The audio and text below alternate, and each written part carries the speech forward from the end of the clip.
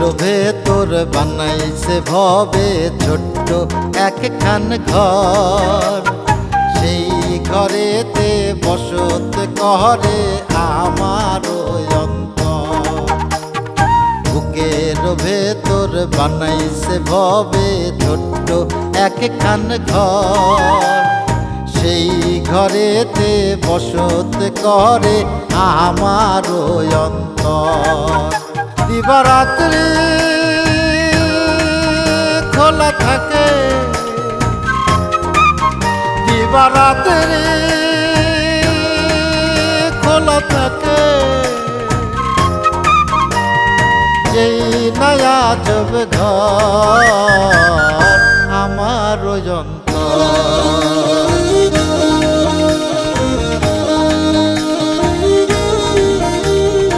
আকাশ ছাইরা সাথে আসমানে আরো সের উপর, বৈশায় আছেন চাবি লইয়া যেই ঘরের কারিগর। যাহা চাই তাহা পাই, মনের হাউ শূন্যে ওরাই, আহা লাগে কি সুন্দর আমার অন্তর।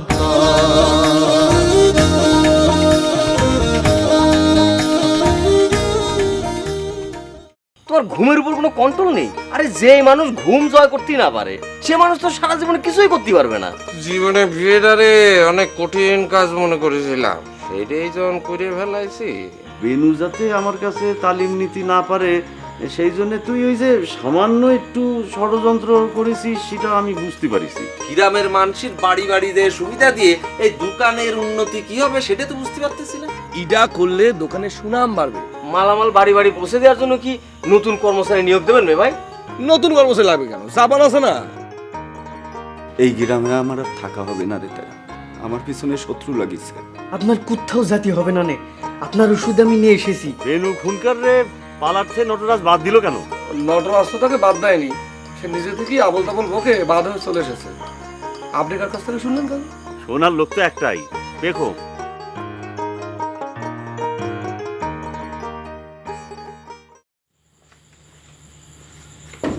তেরা তেরা ভাই দরজা খোল ভাই। এ তেরা ভাই, তেরা আমি জানতাম আপনি আসবেন, আসেন ভেতরে আসেন। আচ্ছা তেরা ভাই, আমি তোর কি ওই ক? মামা, হ্যাঁ, তাহলে তোর মামা একটা শর্ত পূরণ করতে পারিনি, এই জন্যই তুই চলে আসবি। আচ্ছা ওষুধটা কি অন্তত এটা তো জানতে পারি। ওষুধটা হচ্ছে সেই বশীকরণ তাবিজ, যে বশীকরণ তাবিজের কথা আমার থেকে শোনার পর আপনার চোখ দুটো ছানা ভরা হয়ে গিয়েছিল।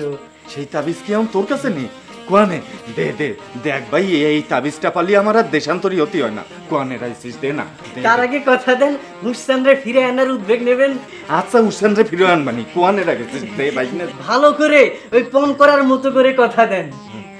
আচ্ছা আমি বেনুকুনকার পণ করিতেছি যে এই তেরার কাছ থেকে বশীকরণ তাবিজ লইয়া হুরসাদকে তার আগের চাকরিতে বহাল করিবার উদ্বেগ লইব। উদ্বেগ না, উদ্যোগ। উদ্যোগ হয়েছে, দে ভাই। দেন। কোন কোনে রেখেছিস? এই যে এমন ভাবে পড়বেন যে কেউ জানি দেখতে না পারে, বিশেষ করে আপনার আব্বা দেখতে পেলে কিন্তু আপনারও শেষ আমারও শেষ, আম সালা দুটোই যাবে না। এখন পেখম তুমি যাবা কোয়ানে, তুমি এখন আমার হাতের মুঠোয়। এটার কিন্তু বিরাট গুণ। ইয়াং অবিবাহিতরা পড়লে একরকম আর বিবাহিতরা পড়লে আরেক রকম। তুই জানলি কিভাবে? আপনার আব্বা পড়েছিল আপনার মারে বশ করে হানিমুনে যাওয়া বাতিল করার জন্য, তিনার ক্ষেত্রে উল্টো অ্যাকশন হয়েছে। কেন কেন? আপনার হয়তো কারণটা জানা আছে, তিনি বিবাহিত। বিবাহিত নাকি আব্বা? ও হ্যাঁ, তাই তো, নাহলে আমরা আসলাম কিভাবে? আচ্ছা যাক, আগে তাবিজটা পড়ে নি। থামেন, এখনই না, কাল সকালে উঠে গোসল করবেন, তারপর পবিত্র দেহে এটা গলায় নেবেন। যে কোনো তাবিজ পড়ার এটাই নিয়ম। যান এখন নিশ্চিন্তে ঘুমান, ওই হুসানরে ফিরে আনার কথা বলবেন না যেন। আচ্ছা আচ্ছা, যান, কেউ জানি দেখতি না ভাই। আরে না জাপান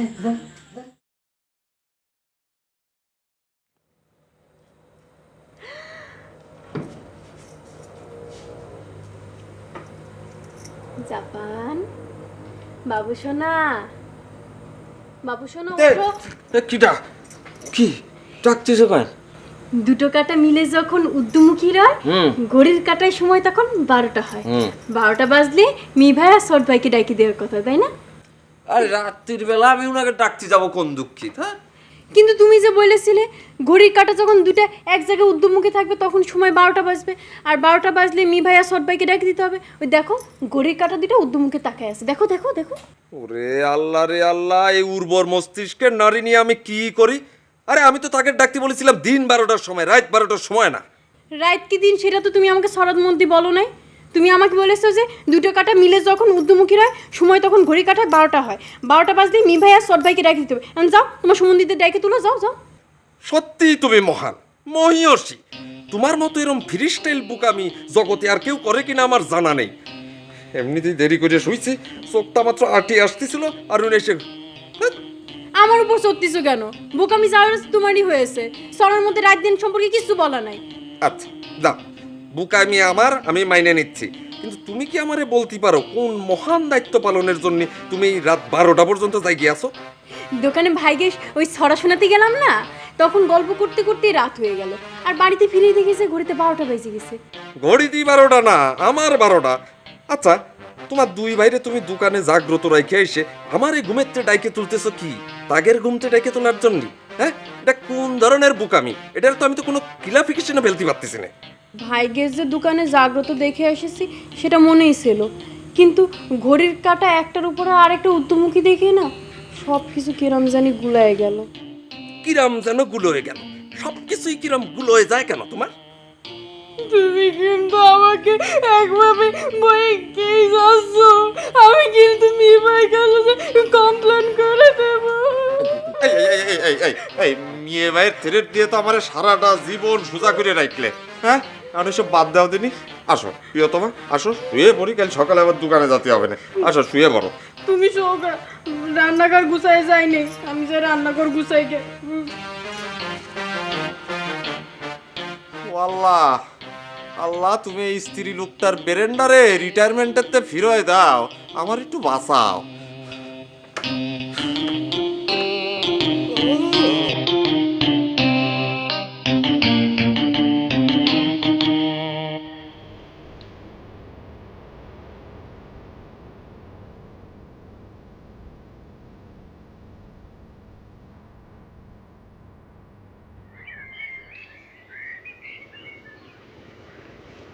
আচ্ছা, যদি তোমার ময়ূরযান স্বীকার করি নাই যে পত্রখান সে পাঠিয়েছে, তাহলে তখন তুমি কি করবে? আমি তৎক্ষণাৎ তাকে ফেরত যেতে বলবো, বলবো যে আপনি ভুল করেছেন ভগ্নী। পালাকার বিলাস নটরাজের প্রতি মুগ্ধ হয়ে কোনো লাভ নেই। ঘরে তার প্রতিমার মতো একটা স্ত্রী রয়েছে, বন্দনা যার নাম, আমি তারই বন্দনায় মত। আর যদি সে স্বীকার না করে? হ্যাঁ, স্বীকার না করলে অবশ্যই একটু ঝামেলা হবে, তখন আসল পত্রলেখককে খুঁজে বার করার প্রশ্ন এসে যাবে। যাক, এখন এসব ভেবে লাভ নেই, তার সাথে আগে সাক্ষাৎ করি, তারপরেই দেখা যাবে। চলো।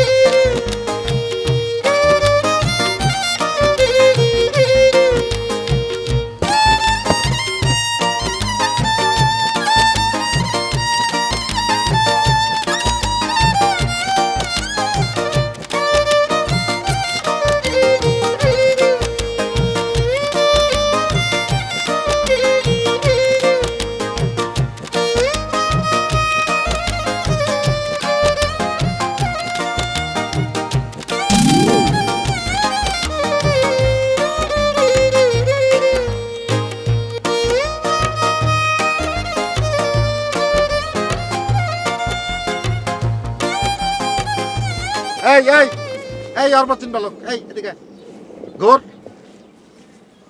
এই, তুই নাকি ঘনশ্যাম পালাকারের পালা অভিনয় করবি? সে নাকি এই অঞ্চলের সবচেয়ে বড় পালাকার। আমার তো তাই মনে হয়। হাই, তুই আমার কটা পালা দেখেছিস আর ওই ঘনশ্যাম পালাকারের কটা পালা দেখেছিস? হ্যাঁ, আমার সাথে তার নাম উচ্চারণ করার সাহস তোকে কে দিয়েছে? তো আবার আমাকে খাটো করে কি করব? একটা মেয়ের কথায় আমারে পালার দিয়ে বাদ দিয়ে দিলেন। যে একটা সামান্য মেয়ের কথায় একজনরে পালার দিয়ে বাদ দিয়ে দিতে পারে, সে কিসির বড় নটরাজ? মেয়েদের কথায় তোকে পালা থেকে বাদ দিয়েছে? কোন মেয়ের কথায়? কে বললো? গোলাপ তাহলে ঠিকই বলেছিল। তুই নাকি পাগলের মতো প্রলাপ বকছিস? হ্যাঁ, এই কোন মেয়ের কথা আমি পালা থেকে তোকে বাদ দিয়েছি? বল, তোর বৌদিকে বল। কি বেগমের কথায়? হ্যাঁ, আপনি পেখমের প্ররোচনায় পড়ে আমারে বাদ দেননি? এই মূর্খ বলছে কি? হ্যাঁ, বেগম আমার পালার একজন সামান্য অভিনেত্রী, তার কথা আমি তোকে বাদ দিব? হ্যাঁ, এ পাগল নাকি? সত্যিই তো, কাল যখন পেখম আমাদের বাড়িতে এসেছিল রিহার্সালের জন্য, তখন তো তোর নটরাজটা তার সাথে কথাই বলেনি। পেখম তো আমার ঘরে এসে বসেছিল, আর পেখমের কথায় নটরাজদা তোকে বাদ দিবে কি করে ভাবলি তুই? তালি কালকে যখন রিহার্সেলে গেছিলাম, নটরাজ দে বলল যে বাড়ির ভিতরে আসার দরকার নেই। এই বেকুব, এই এটার অর্থ কি তোকে বাদ দেওয়া হয়েছে? হ্যাঁ, নটরাজ দা তালি আমারে বাদ দেননি? আরে আরে বেকুবে তো অর্বাচীন। হ্যাঁ, এই তোর সাথে তো আমার বাক্য বিনিময় কোনো ইচ্ছা হচ্ছে না। চলো বন্ধনা, ময়ূরজান বোধহয় এসে গেছে, চলো এসো। নটরাজ দা, এই গ্রাম সারা ওই রাঙা মাটির পথ আমার মন ভোলাই রে, গ্রাম সারা ওই রাঙা মাটির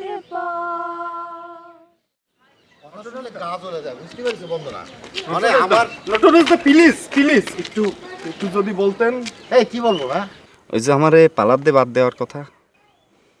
এই এই অর্বাচীনদের মতি হবে কবে? হ্যাঁ, এই তোকে আমি বাদ দেবো কেন? হ্যাঁ, কালকে একটা বিশেষ কারণে আমার মনটা খারাপ ছিল, তাই বলেছিলাম যে ভেতরে আসিস নে, রিহার্সেল হবে না।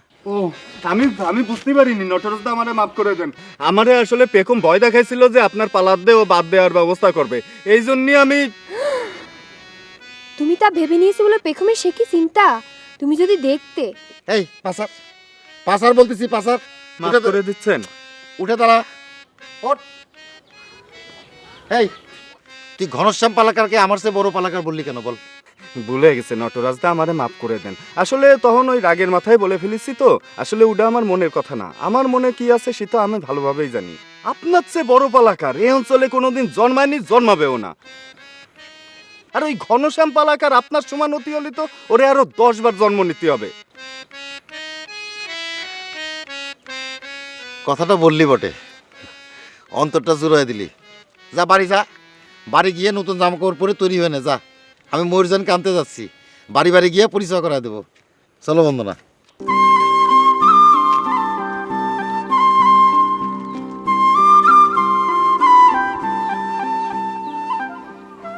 পড়তে না পড়তেই অ্যাকশন শুরু হয়ে গেছে।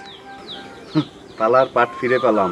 আর বন্দনা বৌদি কলো পেখম আমারে নিয়ে খুব চিন্তা করে। আমার লাইফটা বোধহয় সাকসেস হতে চলেছে।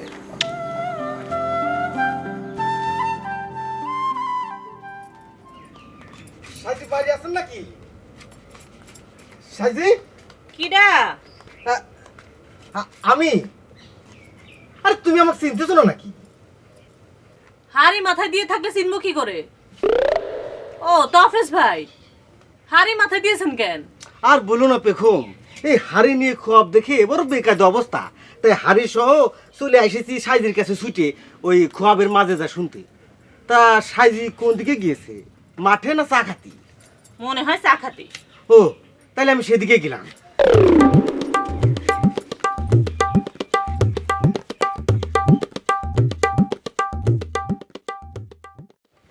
তুমি বেনুকে কি বললে? কি বললাম? ওই যে বললে ময়ূরজানকে আনতে যাচ্ছি, তাকে বাড়ি বাড়ি নিয়ে পরিচয় করাবো। তুমি এখনো বিশ্বাস করো ময়ূরজান তোমাকে ওই পত্রটা পাঠায়নি, আমি পাঠিয়েছি? না বন্দনা, তুমি ভুল বোঝো না। পত্রটা যদি সে পাঠায় থাকে তাহলে তাকে ফেরত পাঠিয়ে তোমার গলে এই মাল্য পরিয়ে তোমাকে ময়ূরজান হিসেবে বাড়ি বাড়ি পরিচয় করায় দেব। আমার মনে হয় যে আমরা একটু সামনে গিয়ে দাঁড়াই, কারণ এই পথেই সে আসবে। অমন মিটিমিটি হাসির কি হলো? না, বেনুর কথাগুলো কানে বাজতেছে তো। কত বড় একটা কথা বললো শুনেছো? আপনার সমান হওয়ার জন্য ঘনশ্যাম পালাকারকে আরো 10 বার জন্ম নিতে হবে। ঘনশ্যাম বেচারার জন্য আমার দুঃখ হয়, বড় ভুল সময় জন্ম নিয়েছে ও। রবি ঠাকুরের সমসাময়িক কোনো কবিকেই যেমন বড় করে দেখা হয় না, ঘনশ্যামের অবস্থাও তাই। এই যে শুরু হয়ে গেল আপন বন্দনা। আপন বন্দনা আপনি না করিলে কে করিবে বলো বন্দনা? এই কে যায়? ও তফিজ ভাই, তুমি? আর বলো না নটরাজ, এই হাড়িটা নিয়ে বড় বেকায়দায় পড়ে গিয়েছি। যাই সমাধানটা করে নিয়ে আসি। বুঝতে পারলে বন্দনা, ওই ঘনশ্যামের কত বড় সাহস! কি ব্যাপার, কারোর কোনো খোঁজ খবর নেই? এই ও মালাবানু, চলুন বেনু তারা, ওরে চলুন।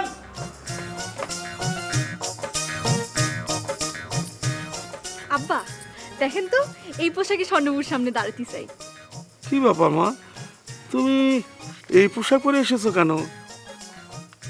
আরে হলুদ রং তো সর্ষে ফুলের রং, সর্ষে ফুলের রঙে চোখে ধাঁধি লাগে। ওই যে কথায় কয় না আমরা, হ্যাঁ, যে চোখে সর্ষের ফুল দেখতেছি। এই পোশাকে আমার বড় মেয়ের সামনে গিয়ে দাঁড়ালে সে তো চোখে সর্ষের ফুল দেখবি। যাও এটা পাল্টায় এসো। না না এখন না, আগে কিছু ইনস্ট্রাকশন আছে, শুনে তারপরে যাও। হ্যাঁ মালাবানু, মালাবানু, এসো এসো এসো। আরে সিলেকশন কিসের জন্য? এই তো আমি এসে গেছি। আরে কই চিল্লালাম কই? তুমি কি পোশাক পরেছো? ও কমলা রং। আচ্ছা চলবে, তুমি মেয়ের পাশে দাঁড়াও।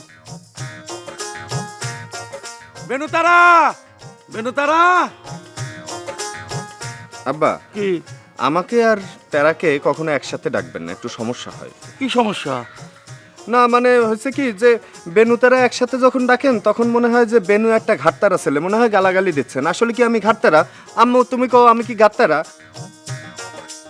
আবার আমি কি ঘাটতারা? তুমি যে কি সেটা সংজ্ঞা বের করা মুশকিল, বুঝেছো?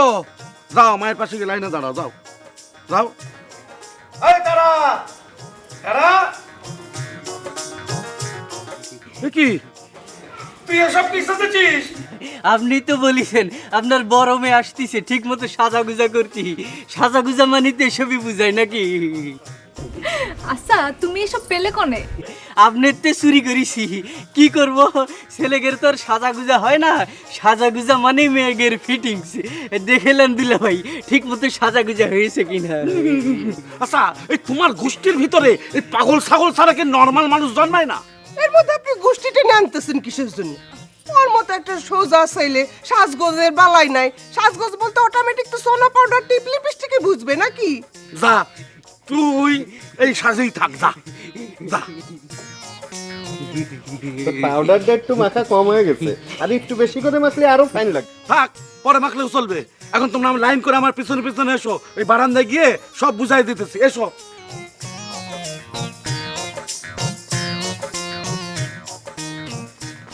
দাঁড়াও দেখি, হট হট, লাইনে দাঁড়াতে মতো। হ্যাঁ শোনো, এবার কে কি করবা সব আমি কাজ ভাগ করে রেখেছি। মালা বেগম, তোমার কাজ হচ্ছে চিরাচরিত ওই রান্নাঘর সামলানো। হ্যাঁ আমি সব বাজারহাট করে দিয়েছি, পঞ্চব্যঞ্জন ঠিক মতো রান্না করবা। হ্যাঁ দোলন, তুমি তোমার স্বর্ণবুড়ে নিয়ে সারা গ্রাম ঘুরে বেড়াবা, সবার সাথে পরিচয় করিয়ে দেবা, বুঝলা? হ্যাঁ বেনু, তুমি এই দুজনকে পাহারা দিবা, মানে গার্ড হিসাবে থাকবা। জি হ্যাঁ দেখবা কেউ যেন কোনো ফাউল প্রশ্ন না করে। আব্বা, এই ফাউল প্রশ্ন কি হতে পারে তার যদি দুই একটা উদাহরণ দিতেন সুবিধা হতো।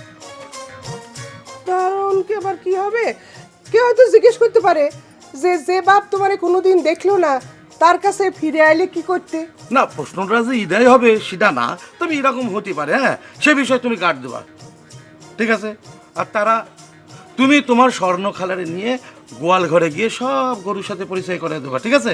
যে দিলা ভাই, ওনারে ওই যে প্রথমেই জ্ঞানী গরুটার সাথে পরিচয় হওয়া জরুরি, কারণ এই জ্ঞানী গরুটাই এই ফ্যামিলির ওই জ্যোতিষ হিসাবে কাজ করে। তিনি যা বলেন তাই সত্যি হয়। হয়েছে, নাও এবার বরণ সঙ্গীতটা প্র্যাকটিস করে নাও। বরণ সঙ্গীত?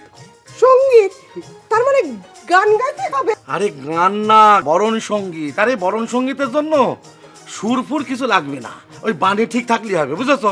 হ্যাঁ, নাও বলো, তুমি লিড দাও। হ্যাঁ দাও। বরণ সঙ্গীত কোনটা একটু বললে দেখি গাতি পারি কিনা। আরে রবি ঠাকুর তো কাজের কাজ বলতে একটাই করে গেছেন, কয়েকটা বরণ সঙ্গীত আর কয়েকটা বিদায় সঙ্গীত। গানটা হচ্ছে এসো এসো আমার ঘরে, এসো আমার ঘরে। নাও প্র্যাকটিস করো, সুরের দরকার নেই, মানে ঠিক থাকলে হবে। দোলন, লিড দাও। আব্বা আরেকবার একটু যদি বলতেন। আচ্ছা, এসো এসো আমার ঘরে, এসো আমার ঘরে। গাও। এসো এসো আমার ঘরে, এসো আমার ঘরে, বাহির হয়ে এসো, বাহির হয়ে এসো, বাহির হয়ে এসো তুমি যে আছো অন্তরে, এসো। প্র্যাকটিস না করলেও হবে। থামো থামো, প্র্যাকটিস না করলেও হবে, আসলে পরে আমরা গায়ে দেবো। কিন্তু আসবে কখন আর কে আনতে যাবে? আরে স্বর্ণলতা আমার স্বয়ং সম্পূর্ণ মেয়ে, তারে আনতে যাওয়াটা সে পছন্দ করে না, সে একাই চলে আসবে, সাথে থাকবে তার গানের ছাত্রী। নাও প্র্যাকটিস করো, প্র্যাকটিস। বাহির হয়ে এসো, বাহির হয়ে এসো তুমি যে আছো অন্তরে, এসো আমার ঘরে। সুরে গা।